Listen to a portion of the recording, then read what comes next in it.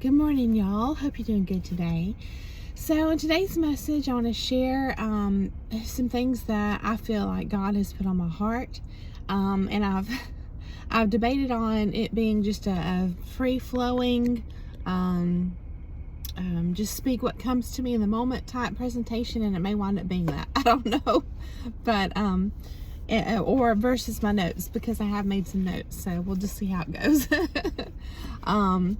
But I'm trying to spend more time being still, as the Bible directs us to do, in hopes that I will be able to align myself, better and better with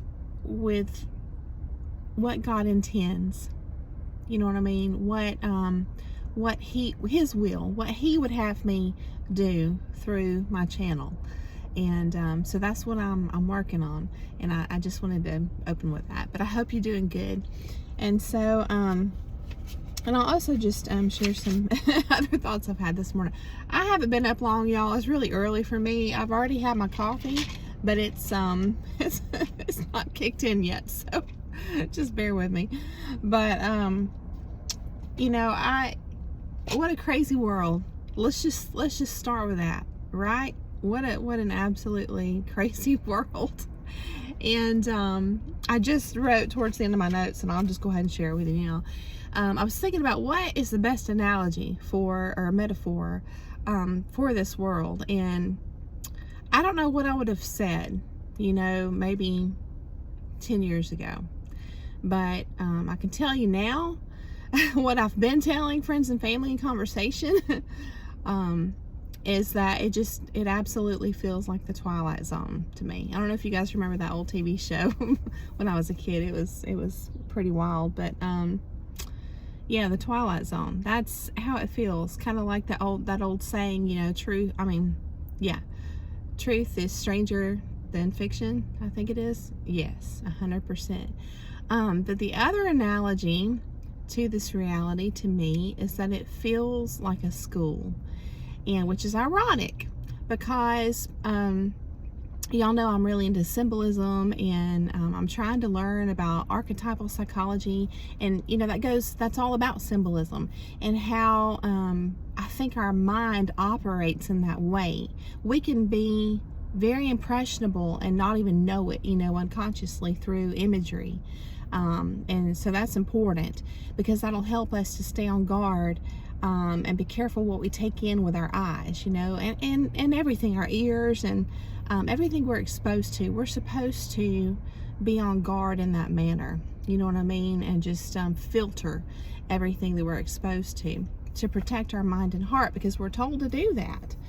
And so let me just reel myself back in here after that long tangent. But yes, so symbolism and imagery and the world feeling like a school. What's interesting is a lot of times dream interpretation is done through analyzing the symbolism in a person's dreams. And so a lot of my dreams have been throughout my whole life, either where I've been in a school setting or I've been like in some kind of obstacle course setting. But typically, this is strange, the obstacle course part has been like underground, and kind of like in tight spaces, and like, very unexpected type situations, and I have to find my way through. Sometimes that's mixed in with a school setting, like on a college campus, and it's always in the school setting something where it's very unstable and things are changing, and I'm uncertain of, like maybe I've forgotten about a class, and I'm paranoid that I'm going to fail it, and which is total opposite to the way I've operated my life. I've always been I've had this artistic side to me where I'm kind of scattered, and it's like that whole analogy with a desk being totally covered and scattered, but it's like organized chaos or whatever. That's kind of been and my house isn't that bad, but but my desks have always been that way throughout my life, not by choice. But you know, there's that part. But then there's like my schooling in real life has always been you know, really strong and coordinated and organized. You know, I haven't let things fall through the cracks, that kind of stuff. You know, I've been on it. I've been on top of it. And so in my dreams, it's been the opposite, you know, where I've been in these random challenging school environments, and I'm forgetting things. The teachers are changing out and quitting, and there's just strange.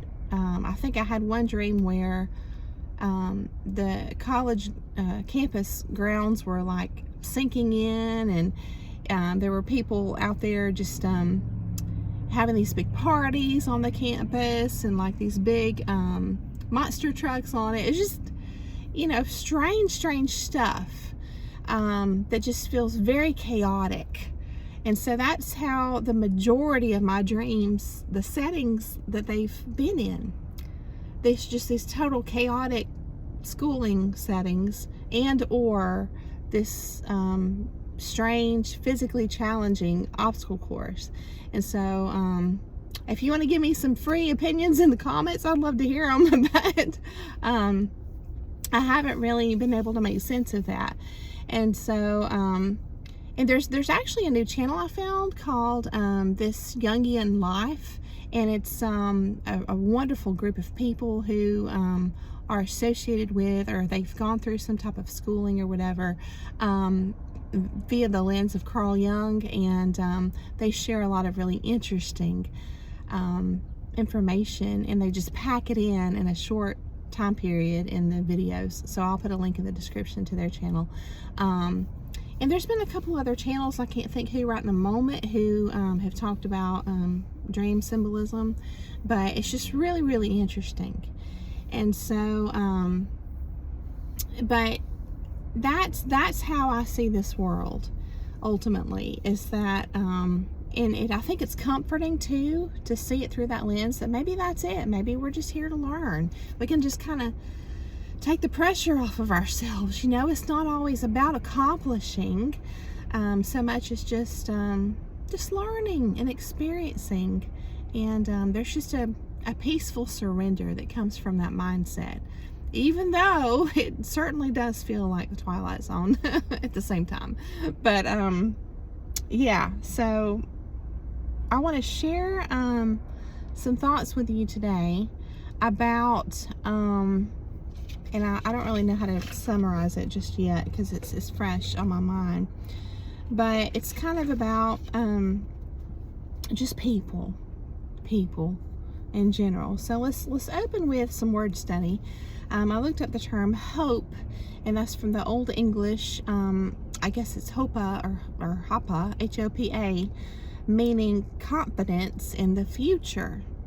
And then if you look at confidence means, this is all from the Online Etymology Dictionary, it means assurance or belief in the goodwill or veracity of another. Okay, so what's interesting is you can break that down, and it just gives you layers of understanding to me.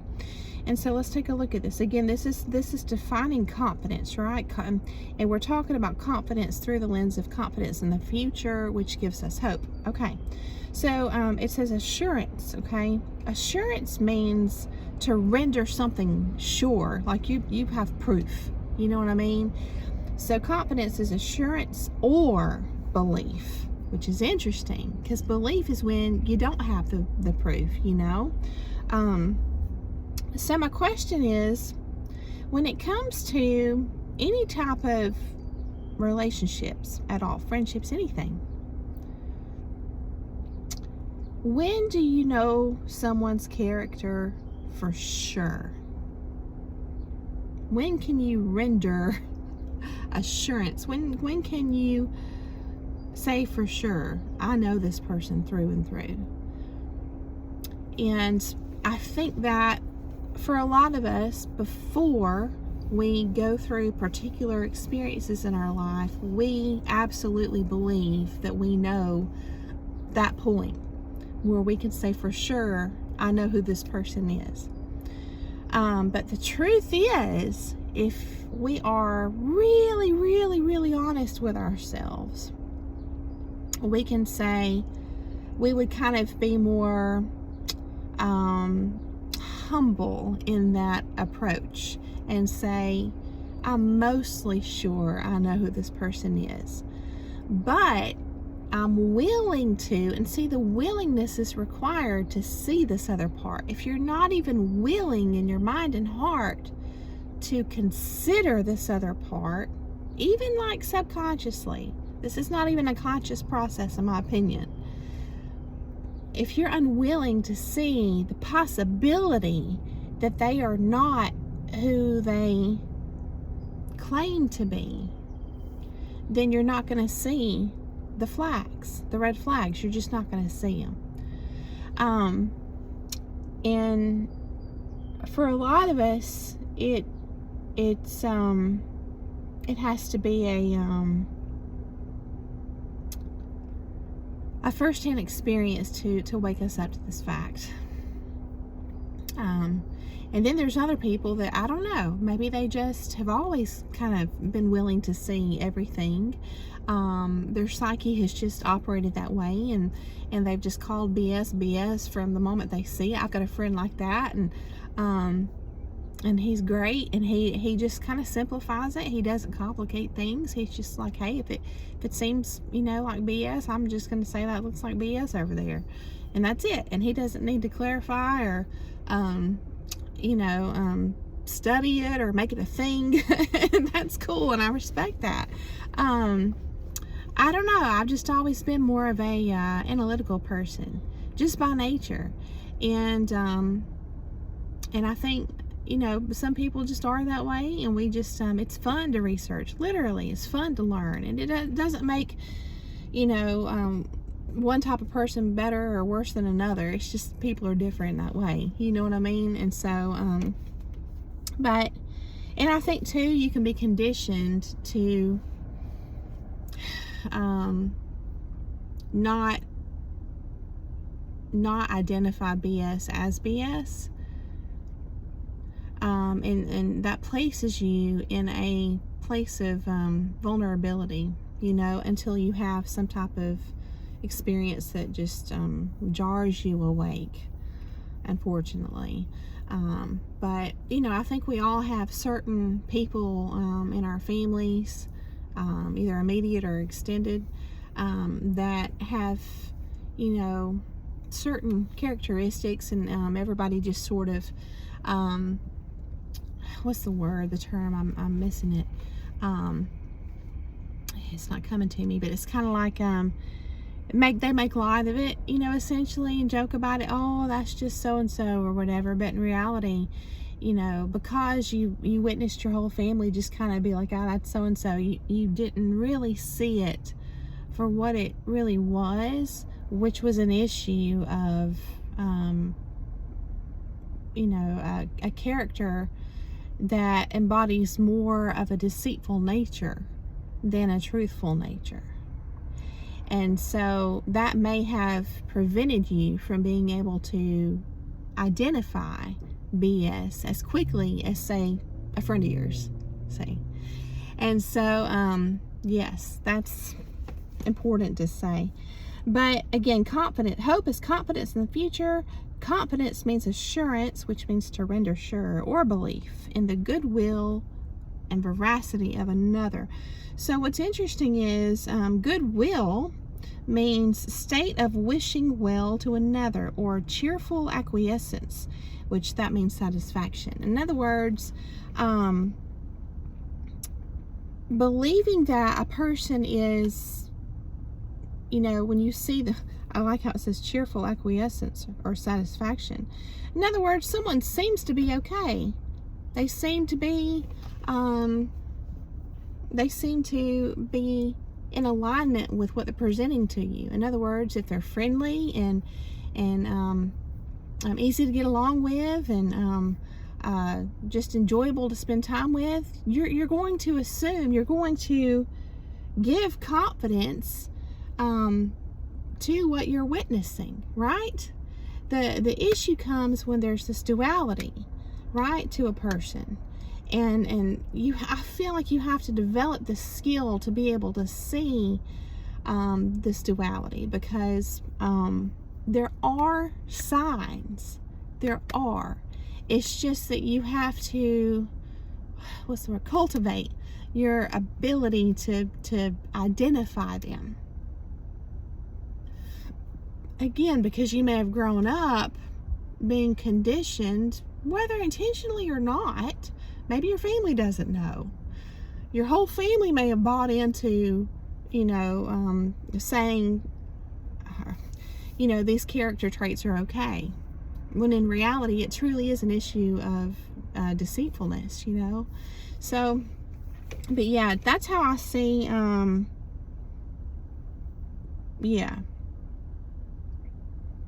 cheerful satisfaction or acquiescence for goodwill, or a state of wishing well to another. In other words, they're like agreeing with you to your face, right? And so it's like this spirit of confidence both ways, like reciprocal. So you think you're good. You think you're good with a person. You think you're good with this friend or whoever it is, right? So that gives you confidence in that connection. And then this other characteristic of confidence is veracity, right? Assurance or belief in not just the goodwill, but the veracity of another. And this is the part that, to me, is proof that breaking down these definitions can give you revelations and assurance, right? And that is, veracity means truthfulness. Truthfulness. Yes. And that's the part that I think we forget. It's like, if everything's looking okay, because the Bible says the tree is known by the fruit it bears. And if you're like, well, here's the fruit and it's good fruit, it's kind of hard to deny. It's like, well, it's good fruit, but here's the problem as far as truthfulness goes, right? A person may absolutely present themselves to be a pillar of society, which is, to me, one of the strangest ways to say that. But pillar means support, see? And a lot of times these people, their fruits seem to be observable and just undeniable, that they are helpful to you, to your family, to your social circle, to your community, and more. But the problem is, this wonderful character trait can be exploited as part of the mask that a wolf in sheep's clothing will wear. And so, to me, I think that being helpful is a popular guise, okay? So then we get into this whole nature of people with bad intentions, which is a nature of duality, okay? You can call it good and bad, both sides, Jekyll and Hyde. You can call it light and dark. So many different ways you can identify this. But my point in this is to say that even a person, this is what I've come to understand. This is what I think. I'll share my opinion. Even a person who has their own selfish motives, and isn't living a life of truthfulness, these people can still produce fruit, and fruit that's good. And this is how, I think God can use anyone, right? He's the ultimate. He's gonna ultimately come out on top. He's ultimately gonna gain or have the biggest win. That's God. Excuse me. So, that's been kind of a revelation for me, is that actual good fruit can come from anybody. But it doesn't mean that we need to sink into this belief in our psyche, our mind and our heart both, that, in black and white thinking type terms, like, oh, they're good, look what they've done. And then you become like blinded in your mind to the possibility even that there's another side.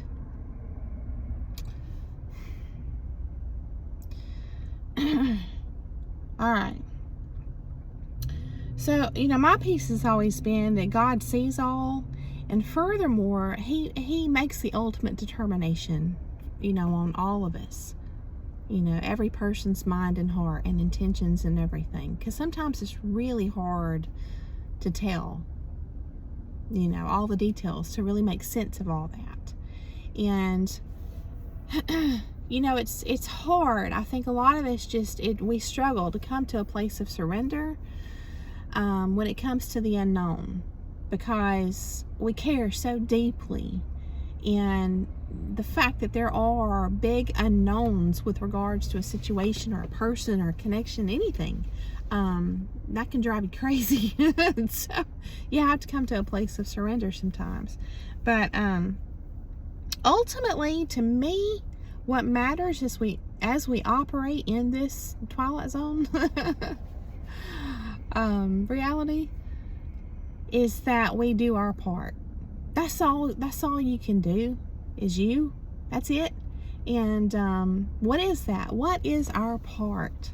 Our part is that we love one another. All right? It's just like that old Beatles song, all you need is love.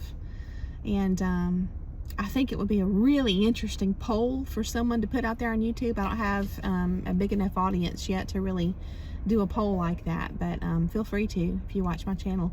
That would really probably be a popular community post. It would be really interesting. All you need is love, true or false, and why or why not.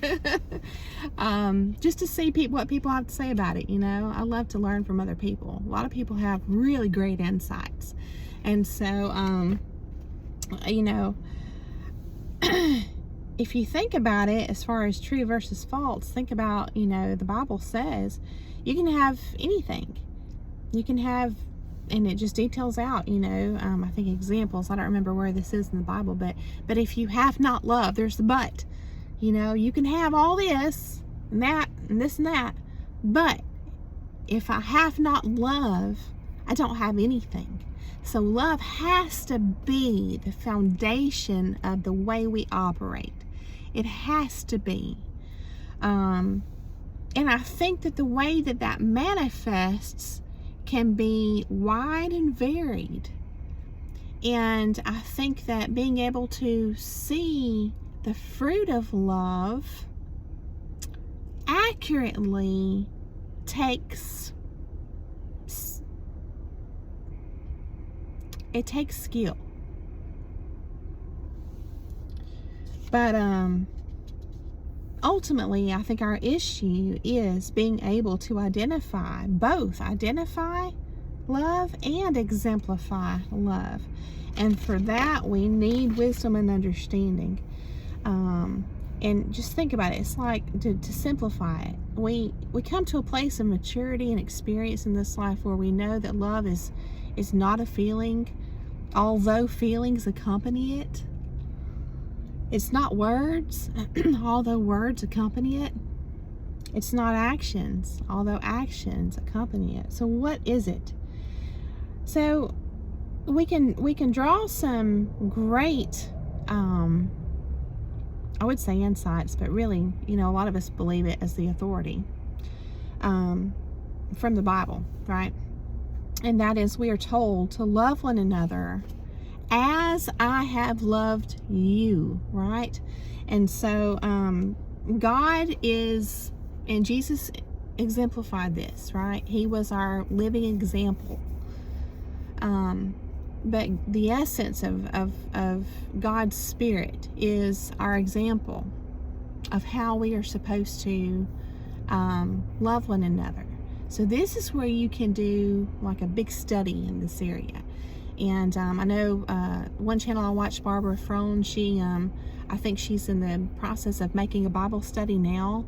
And, but yeah, so if you're into doing that kind of thing, making or creating Bible studies, that might be a really interesting one. Just trying to dissect how we, humanity, can learn to identify and exemplify love in all the different ways and different facets, right? That would be really interesting. So ultimately, when, I believe this was a statement from Jesus, love one another. Oh, I know it was. Love one another as I have loved you, right? So to me, that's what it means. It means embodying an essence, right? The essence of God, who is love, right? And we do this in such a way. Sometimes a poetic explanation is just the best. But we can strive to do this in such a way that it exudes from us as just who we are.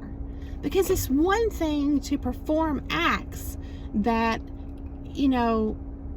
really are good fruit, but it's another to have planted a seed. It's a personal thing, right? A personally spiritual thing between each person and God. It's different to plant this seed from God, because it says we love because He first loved us. So there has to be this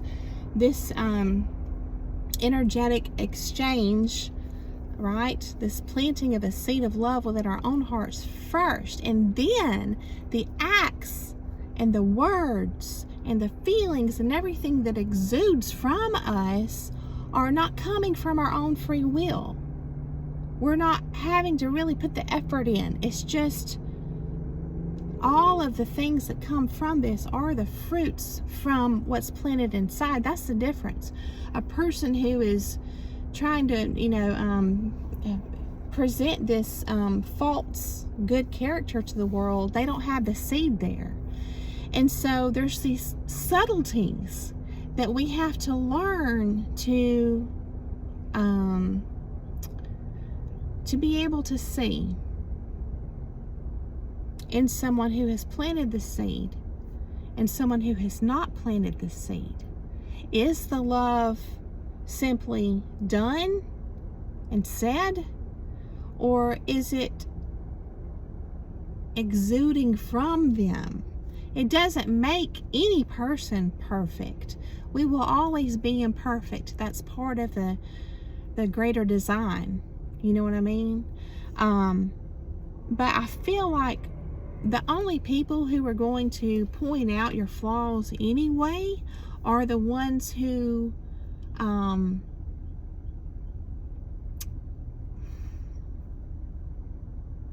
already know this distinction.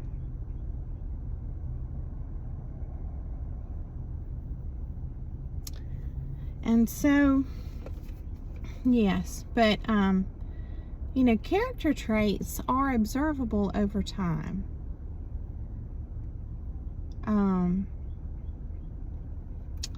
So ultimately, it does take time to witness someone's fruits and be able to determine, what are they rooted in?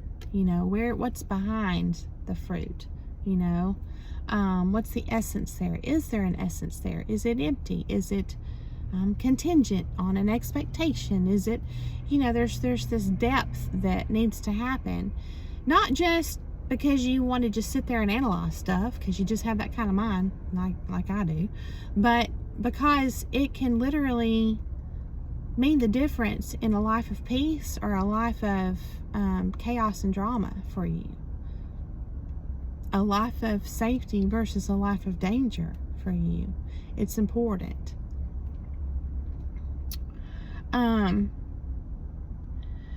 So, and I think that a person who's truly, who's true, a person who's, I said truly, but a person who's just true, a person who has planted that seed, but it's just maybe young and hasn't, matured very much yet. Maybe there's more imperfections and flaws and mistakes than someone who's mature in the spirit of love. It's good to have that spirit of humility where you are capable of accepting constructive criticism. And that's not easy for any of us. But, the Bible talks about, iron sharpening iron. And I think that's really important. And I'm thinking of other videos I've seen recently. I'll drop some links down in the description that were just kind of related to this topic. And, I think it was Emily Rose Lewis that talked about recently in her most recent video I watched yesterday. It was really good. I think it was yesterday or day before. It was really, really good. And she essentially was talking about, being strong enough to let someone know, hey, but I think it, like some kind of character flaw, but I think it has to be, you have to have that good relationship with them already for them to be receptive and for the relationship not to fall apart immediately. And it has to come from the spirit of love. It has to. And we can tell, right? I think we all have this certain level of discernment, especially when we have the Holy Spirit inside of us, we all have some discernment there, but it's just, I think that there's different levels of maturity. But yeah, and another thing that humility, the character trait of humility can give us is understanding that maybe the way that we go about loving someone or helping someone isn't best for them, and I think that just in the modern world, that's called, someone's love language. It's kind of like you're speaking different languages, and so you're trying to help or to just produce good fruit in someone's life, and it's just not having that effect. And so I think that we need to be willing to be flexible and to adjust, because you can have good intentions and still produce bad fruit because it's not what this person needs in their life at this time, for example. You see what I'm saying? So you have to develop and cultivate this keen sense of discernment. And so our relationships with one another are complicated. And I don't have to say that. I know you know that, but these are just things for you to think about. But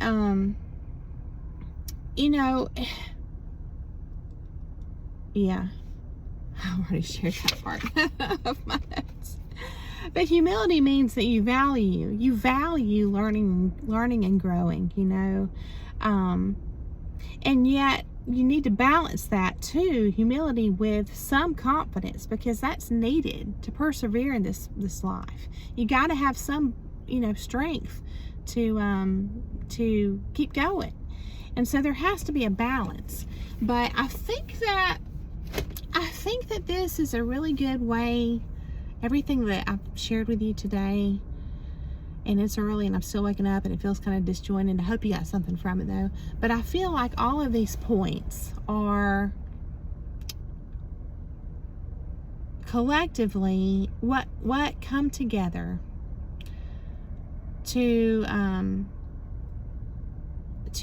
align us, right, with certain people at certain times in our life, to walk the path together. You know what I mean? And so I like to think through things like this because it puts things in perspective for me. Number one, I don't have to have it all figured out. That's okay. And then right along with that, number two kind of goes together. Surrendering the fact that there are things out of your control and that you can do your best. But, whether you have the best intentions in the world, they may not produce the fruit that you expect. And so you have to have that humility and willingness to readjust, as needed, if you truly have it in your heart that you want the best for someone. And thirdly, just understanding that patience for yourself and others is so huge. It's huge.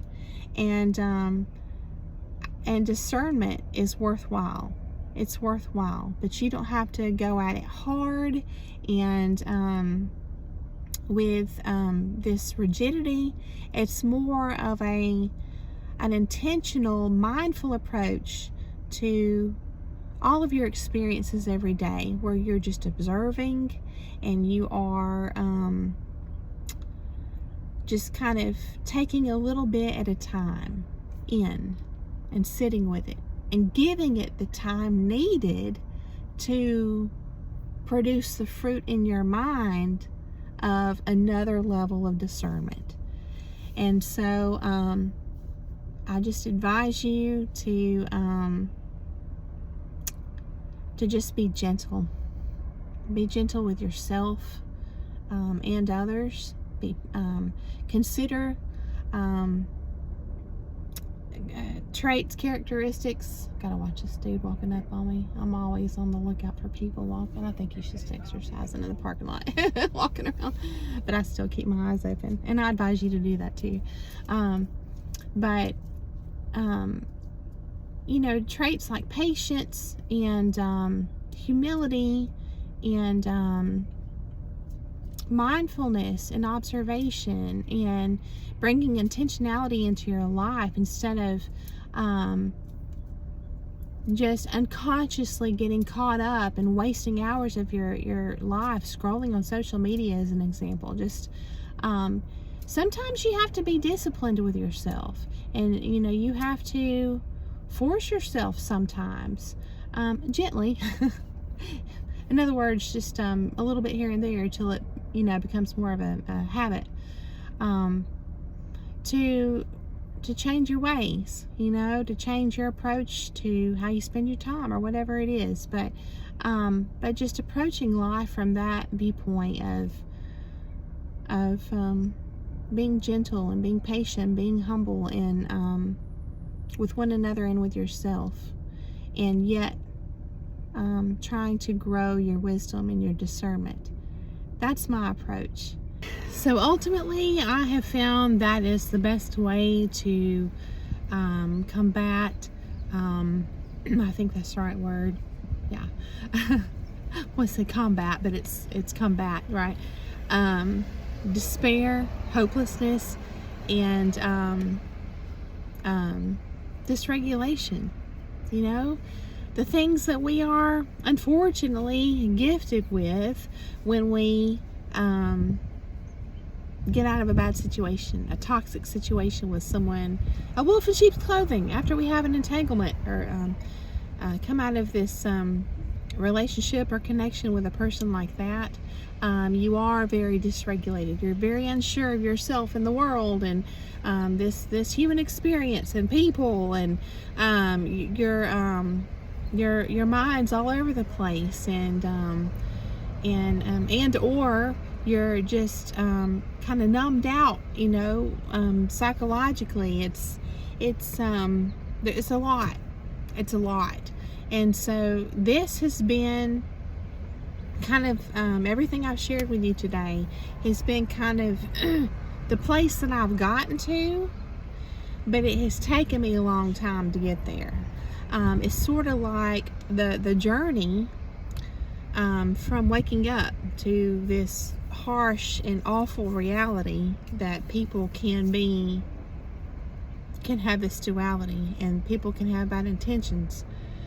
From there to today, for me, it probably started out more dysregulated for me, you know, and I think that's necessary. I don't think we really need to fight that. I think that we need to feel those feelings, and those feelings are extreme in the beginning. You know, we need to feel them in a safe place, in a safe way. That's real important. But that those experiences of the extremes with our thoughts and our feelings, I think it's just part of what happens, you know, after some trauma. And it just takes a while. You know, you have to work at it to get to where you're just more kind of leveled out, you know, and balanced. And I think that as this process happens, I think that, you know, learning as much as we can and trying to apply what we're learning into our life is very important. And this is where those definitions and knowing the words, you know, to make sense of everything is critical, because concepts are seeds that we can plant and that we can intentionally focus on as part of building our new lifestyle, which is really just your new philosophy as you approach life every day. And so that's the stage that you get to. That's the stage that I'm at, that I'm kind of like refining everything in that manner. And I just encourage you to do the same. And that's my intention, with the channel, that hopefully just sharing my experiences can be encouraging for you and inspire you. And I'm very blessed to have found a lot of the channels I have that do that for me, and they, I think that in the spirit of, like in the Bible where it says iron sharpens iron, I think we can do that for one another. We can inspire one another and encourage one another and support one another, and plant seeds for one another. And but just approaching everything from these intentional qualities that we are trying to cultivate and refine is important, because collectively I feel like if we're looking to define love, I think we're kind of getting close to it, through all of these things we've discussed today. And so I thank you so much for coming along to hear the message, and I hope that you have a beautiful day, and I will see you again very soon.